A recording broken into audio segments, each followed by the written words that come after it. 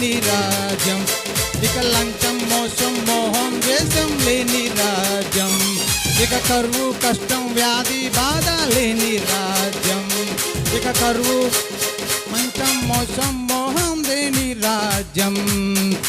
నా యేసు రాజ్యము అందమైన రాజ్యం, అందులో నేను నివసింతును.